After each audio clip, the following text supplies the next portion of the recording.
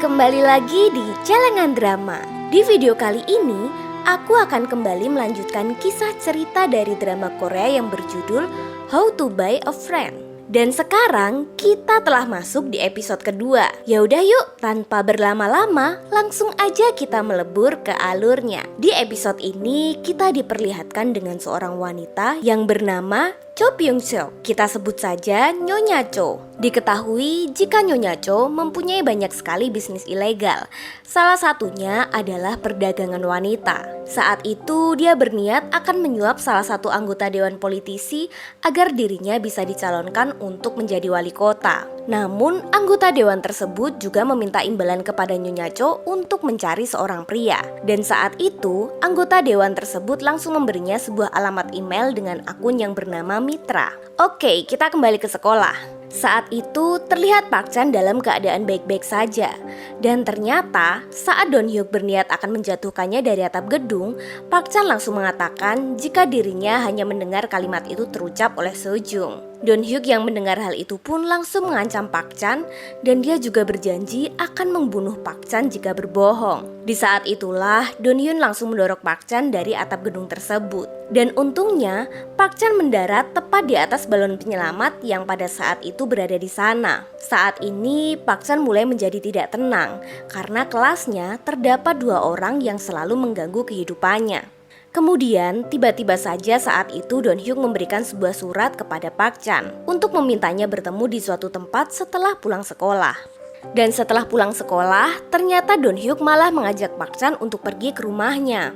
Namun saat Park Chan akan mulai masuk ke dalam, tiba-tiba saja dia mendapat pesan dari Kyung Pyo. Kyung Pyo sangat mengkhawatirkannya karena tadi dia melihat Park Chan dan Don Hyuk pergi berdua saja.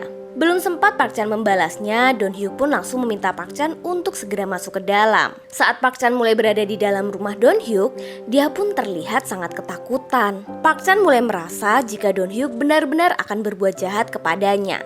Namun ternyata tujuan Don Hyuk mengajaknya itu hanyalah untuk menginterogasinya. Karena Don Hyuk sangat ingin tahu tentang kematian pacarnya itu. Saat itu Don Hyuk meminta kepada Park Chan untuk mengingat kejadian sebelum Seo-jung tewas. Seketika ia pun mulai bercerita jika sebelum Seo-jung meninggal, dirinya sempat bertemu dengannya di sebuah taman. Dan saat itu Park Chan juga melihat jika Seo-jung membawa sebuah ponsel dengan gantungan kunci Iron Man. Namun setelah itu ia sudah tidak ingat lagi. Ia mengaku jika ingatannya hilang semenjak kejadian tabrak lari yang menimpanya. Di sela-sela perbincangan mereka, tiba-tiba saja terdengar suara teriakan seorang ibu dari luar. Dan ternyata seorang ibu tersebut berniat akan menagih uang sewa rumah yang ditinggali Don Hyuk. Namun saat itu Don Hyuk belum memiliki uangnya. Akhirnya Park Chan pun keluar dan langsung memberikan uang kepada ibu itu untuk membayar uang sewa rumahnya. Don Hyuk merasa tidak enak kepada Park Chan karena Park Chan lah yang membayarnya. Tetapi tujuannya melakukan hal itu agar Don Hyuk mau melepaskannya dan tidak menyangkut pautkannya dengan masalah kematian Seo-jung. Karena sebenarnya Park Chan tidak mau terlibat dalam masalah itu.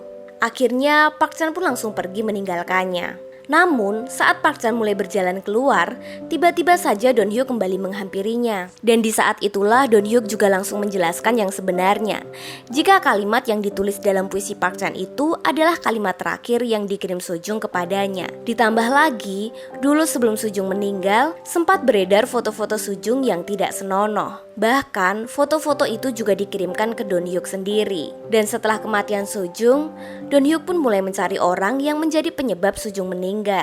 Saat itu Don Hyuk juga mencari ponsel milik Seo-jung karena ponsel itu tidak ditemukan di sekitar mayatnya. Don Hyuk berpikir jika Park Chan mengetahui ponsel itu. Dan karena hal itulah Don Hyuk ingin membuat sebuah kesepakatan kepada Park Chan. Jika Park Chan mau memberitahu semua ingatannya tentang Seo-jung kepadanya, maka Don Hyuk bersedia melindunginya dari siapapun yang mengganggu. Mendengar tawaran itu, Park Chan pun mulai bimbang karena tawaran tersebut sangat menguntungkan baginya. Namun ia juga tidak ingin terlibat dalam masalah itu. Akhirnya Park Chan pun langsung menolak dan mengatakan jika dirinya tidak ingat sama sekali dengan kejadian itu. Di sisi lain, terlihat Seyun yang berniat akan menghubungi Park Chan. Namun saat itu dia langsung mengurungkan niatnya karena Seyun masih merasa kesal kepada Park Chan yang tiba-tiba saja mengghostingnya. Padahal Seyun sangat membutuhkannya untuk tempat bercurhat. Lalu Seyun pun mulai teringat dengan masa lalunya, yang dimana dulu sebelum Sejong meninggal, Seyun sempat bertemu dengan Sojung. Saat itu Sojung berusaha untuk meyakinkan Seyun agar dia tidak percaya dengan semua gosip yang beredar di sekolah. Namun Sojung malah mulai merasa jika Seyun sahabatnya sendiri tidak percaya kepadanya. Dan karena hal itu Sojung langsung pergi meninggalkannya. Sojung merasa jika tidak ada satu orang pun yang mau percaya kepadanya. Hingga akhirnya dia pun memutuskan untuk bunuh diri. Di hari kematian Sojung, ternyata Sojung meninggalkan ponsel miliknya di dalam loker milik Seyun. Seyun pun terkejut karena ponsel itu adalah barang bukti yang sedang dicari-cari. Seyun mulai merasa bersalah karena dulu dirinya tidak mempercayai Sojung. Lalu tiba-tiba saja ponsel milik Sojung berbunyi dan ia pun juga langsung memeriksanya. Saat itu, ponsel milik Sojung mendapat sebuah pesan dari orang yang tidak dikenal. Dan pesan itu berisi tentang iklan sebuah website kencan online. Seyun yang mulai penasaran dengan website itu pun langsung malah membukanya. Namun, website itu tidak bisa terbuka. Dan ternyata, pesan itu berasal dari Kwak Sang Pil, yaitu salah satu anak buah dari Nyonya Cho. Saat ini Nyonya Cho dibantu oleh anak buahnya itu untuk mencari keberadaan ponsel itu. Dan tanpa Seyun sadari, ternyata ia telah memberikan mereka lokasi ponsel tersebut dengan membuka website dari sebuah pesan yang dikirim ke ponsel milik Sojung tadi. Nyonya Cho pun langsung memerintahkan anak buahnya untuk segera mendapatkan ponsel itu karena dia tahu jika di dalam ponsel itu Sojung sempat merekam video tentang Nyonya Cho yang menjalankan bisnis ilegalnya. Dan Nyonya Cho tidak ingin jika nanti video tersebut menjadi malapetaka baginya. Kemudian keesokan harinya saat berada di kelas, ternyata Park Chan menyesali semua perbuatan yang dia lakukan kepada Seyun kemarin. Park Chan sangat merasa bersalah karena telah menjebak Seyun. Saat itu Park Chan mulai berjanji kepada dirinya sendiri jika Seyun mau memaafkannya, maka dia akan selalu melindungi Seyun dan berani untuk melawan Kim Dae-yong. Namun semua itu hanyalah ekspektasi saja. Realitanya Park Chan tetap dihajar oleh Kim Dae-yong dan tidak berani untuk melawannya. Lalu saat berada di kantin terlihat Park Chan yang mulai berpapasan dengan Seyun. Namun seketika Park Chan malah langsung membuang wajahnya dan dia juga tidak berani untuk menatap Seyun. Seyun yang mengetahui hal itu pun juga hanya bisa terdiam dan juga langsung pergi meninggalkannya. Di hari berikutnya, Park Chan dan Kyung Pyo mulai mencari ponsel milik Sojung yang hilang. Mereka tidak tahu jika sebenarnya ponsel itu telah dibawa oleh Seyun. Saat itu, tiba-tiba saja Kyung Pyo mulai bercerita jika dirinya pernah menemukan sebuah puntung rokok yang dibuang oleh seseorang setelah menabrak Park Chan. Dan kejadian itu juga bertepatan dengan hari kematian Sojung. Kyung Pyo mulai beranggapan jika seseorang itu pasti juga ada kaitannya dengan kematian Sojung. Dan tanpa Kyung Pyo sadari, ternyata dari arah belakang, Don Hyuk mendengar semua cerita Kyung Pyo itu. Kyung Pyo pun menjadi kaget dan mulai ketakutan saat mengetahui Don Hyuk berada di belakangnya. Kemudian ia pun juga langsung meminta kepada Kyung Pyo untuk kembali menceritakan kejadian itu secara detail. Karena ia sangat takut, ia pun langsung kembali menceritakannya dan menjelaskan jika putung rokok yang ia temukan itu memiliki gambar yang unik, yaitu sebuah gambar kristal salju. Saat itu mereka bertiga berada di sebuah kafe untuk membahas mengenai kematian Sojung. Namun Park Chan tetap tidak mau terlibat dan dia juga malah mengatakan jika dirinya tidak mengingat kejadian itu. Setelah mereka pulang dari kafe, terlihat Kyung Pyo yang mencoba untuk menghipnotis Park Chan. Tujuannya melakukan hal itu agar Park Chan kembali teringat dengan kejadian saat bertemu dengan Sojung sebelum meninggal. Namun, ingatan Park Chan benar-benar tidak bisa pulih sepenuhnya. Di sisi lain, terlihat Kwak Sang Pil yang mulai mengumpulkan beberapa siswa berandal dari SMA. Dan salah satunya adalah Kim Dae-yong yang ternyata ikut serta dalam barisan itu. Kwak Sangpil menyuruh mereka untuk mencari seseorang yang memiliki ponsel berwarna pink di sekolah, dan dia pun juga memberikan mereka daftar nama-nama siswa yang memiliki ponsel itu. Dan ternyata di dalam daftar itu juga tercantum nama Seyun. Keesokan harinya, Nyonya Cho mulai berkunjung ke sekolah itu dengan tujuan memberikan donasi dana untuk kelas seni. Namun, tujuan sebenarnya Nyonya Cho berkunjung di sana hanyalah untuk mencari informasi mengenai ponsel milik Sojung itu. Nyonya Cho berusaha untuk mengintimidasi Seyun agar Seyun mau memberitahu keberadaan ponsel itu kepadanya, karena Nyonya Cho tahu jika Seyun adalah sahabat dari Sojung. Seyun yang merasa jika terintimidasi itu pun hanya bisa terdiam tanpa kata. Kemudian setelah itu, Seyun mulai mengajak Mira untuk berbicara empat mata membahas tentang kematian Sojung. Saat itu Seyun mulai penasaran dengan sebuah postingan yang dulu pernah diunggah oleh Sejong di sebuah website kencan online. Ia merasa jika akun yang mengunggah postingan itu bukan benar-benar akun milik Sejong pribadi. Mira yang mendengar hal itu pun malah mulai menjadi gugup, dan dia juga langsung mengatakan jika akun itu memang benar-benar milik Sejong, karena nama dan foto yang berada di akun itu sama seperti Sejong. Seyun tidak sepenuhnya percaya, dan dia pun mulai menjadi curiga kepada Mira. Seketika, Mira pun langsung berusaha untuk menutupi kecurigaan Seyun itu dengan langsung mengalihkan pembicaraannya. Seyun pun mulai mempercayainya, dan dia pun juga berniat akan memberitahu jika dirinya lah yang membawa ponsel milik Sejun itu. Namun, tiba-tiba saja ponsel milik Mira berbunyi. Akhirnya Mira mempunyai alasan untuk pergi meninggalkan Seyun sebelum Seyun memberitahu tentang rahasianya itu. Seyun pun akhirnya kembali ke kelasnya. Saat dalam perjalanan menuju kelasnya, tiba-tiba saja Kim Dae-yong menghadangnya. Kim Dae-yong langsung memaksa Seyun untuk memberikan ponsel miliknya, karena dia tahu jika Seyun memiliki ponsel berwarna pink. Seyun pun berusaha untuk melawannya, tetapi Kim Dae-yong tetap bersikeras untuk mengambil ponsel itu. Dan ternyata Park Chan juga berada di sana dan melihat Seyun yang sedang dalam kesulitan. Park Chan sebenarnya berniat akan menolongnya, tetapi dirinya juga tidak berani untuk melawan Kim Dae-yong. Kemudian, tiba-tiba saja Park Chan mulai teringat dengan kesepakatan yang ditawarkan oleh Don Hyuk kemarin. Dan dia pun langsung menghubungi Don Hyuk agar Don Hyuk mau datang menemuinya. Setelah Park Chan menghubungi Don Hyuk tanpa pikir panjang, ia pun langsung mengambil sebuah bata yang berada di sampingnya untuk melawan Kim Dae-yong. Dengan sangat berani, Park Chan pun langsung memukulnya menggunakan bata itu dan menyelamatkan Seyun. Sayangnya, Kim Dae-yong tidak langsung kalah begitu saja. Dia kembali berdiri dan menghajar Park Chan habis-habisan. Dan untungnya, Don Hyuk datang untuk membantu Park Chan. Seketika, Don Hyuk pun langsung mengajar Kim Dae-yong dan juga mengancamnya agar tidak mengganggu mereka lagi. Setelah perkelahian yang cukup hebat itu, Don Hyuk pun langsung membawa Park Chan ke UKS untuk mengobati luka-lukanya. Park Chan masih terlihat sangat ketakutan, sampai-sampai seluruh badannya pun menjadi gemeteran. Kemudian Park Chan mulai bertanya kepada Don Hyuk cara untuk melawan rasa takutnya. Don Hyuk pun langsung memberikan saran kepada Park Chan agar dia bisa melewati semua rasa takutnya itu. Ia juga meminta kepada Park Chan untuk jujur kepada dirinya sendiri dan tidak malu untuk mengakui jika sebenarnya dirinya adalah seorang pengecut.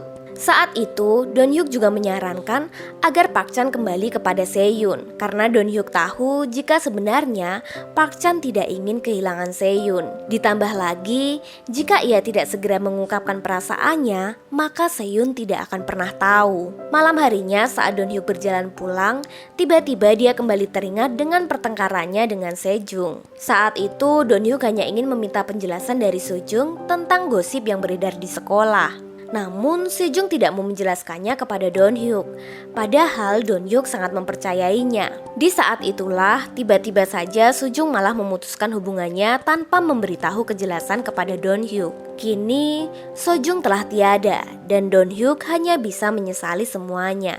Keesokan harinya, terlihat Park Chan yang sedang menunggu Seyun berangkat ke sekolah. Dia juga terlihat kembali mulai bahagia. Dan dari arah belakang, Seyun pun mulai datang. Namun, dia malah langsung pergi melewati Park Chan begitu saja. Seketika, Park Chan yang mengetahuinya pun langsung menyusulnya dan mulai mengikuti dari belakang. Seyun pun mulai menjadi kesal, tetapi sebenarnya dalam hatinya ia merasa senang. Lalu Park Chan pun mulai memberanikan dirinya untuk mengungkapkan perasaannya kepada Seyun.